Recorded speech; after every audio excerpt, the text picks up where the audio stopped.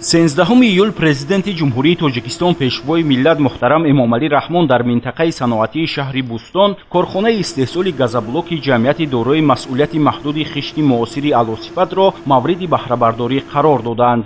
корхона ба истиқболи ҷашни бузурги миллӣ 35-солагии истиқлоли давлатӣ ва бо мақсади саҳмгузорӣ дар раванди татбиқи ҳадафи саноатикунонии босуръати кишвар аз ҷониби соҳибкорони маҳаллӣ Ҷамшед Дадоматов ва Саидаҳмад Саидкамолов бунёд шуда, аз лиҳози иқтидор калонтарин иншооти истеҳсоли хишти сабук дар вилояти Соғд ба шумор меравад. барои бунёду ба кор даровардани корхона 25 миллион сомонӣ харҷ гардида, бо истифода аз дастгоҳу таҷҳизоти муосир, ки асосан аз хориҷи кишвар оварда шудааст, дар як шабонарӯз истеҳсоли 250-300 метри мукааб хишти сабук ё газоблок имкон дорад. бо мавриди истифода қарор гирифтани корхонаи хишти муосири алосифат дар шаҳри Бӯстон 60 нафар сокини маҳаллӣ бо кор таъмин гардидааст.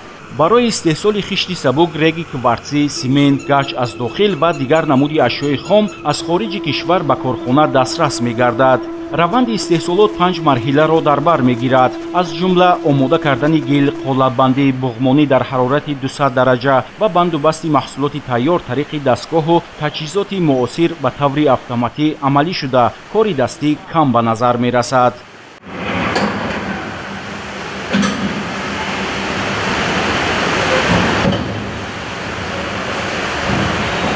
ба ҷаноби олӣ миннатдорӣ мекунем, ки барои коркар ва истеҳсол кардан ба соҳибкорон шароити мусоид фароҳам аст.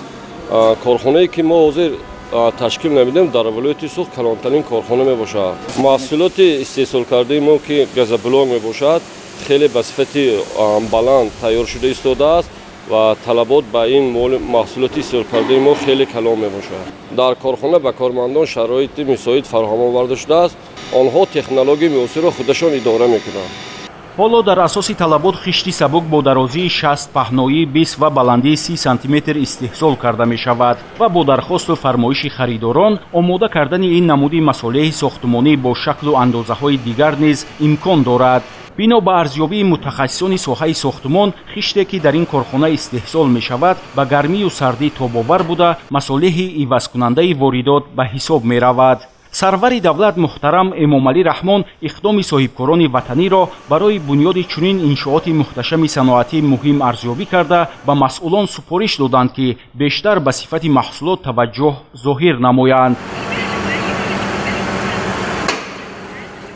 хатҳои истеҳсоли корхона аз ҷумҳурии мардумии Чин оварда шудааст.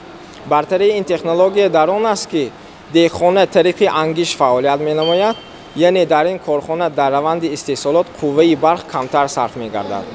мақсади мо муассасон аз он иборат аст, ки талаботи дохилӣ пурра бо газоблок таъмин гардида, сифати маҳсулот боз ҳам беҳтару хубтар гардад.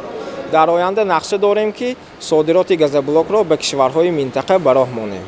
дар марҳилаи дуюм муассисон барои насби хишти сабук бунёду ба кор даровардани коргоҳи истеҳсоли Ширешро ба нақша гирифтаанд. дар назар аст, ки коргоҳи мазкур то моҳи сентябри соли 2026 ба истифода дода шавад. ҳоло дар ҷумҳурӣ 21 корхонаи истеҳсоли газоблок фаъолият дорад. дар 6 моҳи соли равон дар ин корхонаҳо ҳаҷми истеҳсоли газоблок ба бештар аз 30 000 метри мукааб баробар гардидааст. мо коргорони корхонаи миннатдори худро ба пешвои муаззими миллат муҳтарам Эмомалӣ Раҳмон баён менамоем, ки ҳамеша иқдому ташаббусҳои соҳибкоронро дастгирӣ менамоянд. ба фаъолият оғоз кардани корхонаи истеҳсолии газоблок натиҷаи ҳамин дастгириҳо ба ҳисоб меравад. дар айни замон 60 нафар бо ҷои кор таъмин гардид ва баъди бунёди коргоҳи ширишбарорӣ дар марҳилаи дуюм боз 20 нафари дигар соҳиби шуғли доимӣ мешаванд. дар саҳни авлии ҷамъияти дорои масъулияти маҳдуди хишти муосири алосифат ҳамчунин маҳсулоти коргоҳу корхонаҳои саноатии шаҳри Бӯстон ба намоиш гузошта шуд.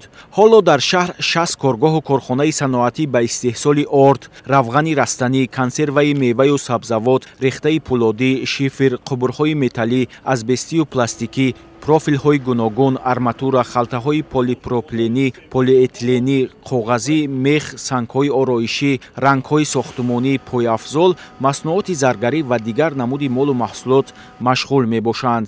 бино ба маълумоти масъулон, дар давоми 6 моҳи соли равон дар шаҳри Бӯстон бо саҳми соҳибкорони маҳаллӣ 4 корхонаи нави саноатӣ ба кор дароварда шуда, дар ин давра ҳаҷми истеҳсолот ба 427 миллион сомонӣ баробар гардидааст. ضمن معرفی نامگوی زیادی مسئله ساختمانی تاکید گردید که در دوره آمادگی به جشن 35 سالگی استقلال دولتی در ولایت سوخت 10900 انشاءات گوناگون بعد بنیاد، تعمیر و نوسازی به استفاده داده شد که این نشان دهنده اجرای 92% نقشه را بازگویی میکند. در این روند سهم صاحبکاران در بنیاد کارخانه ها نظررس ارزیابی شد.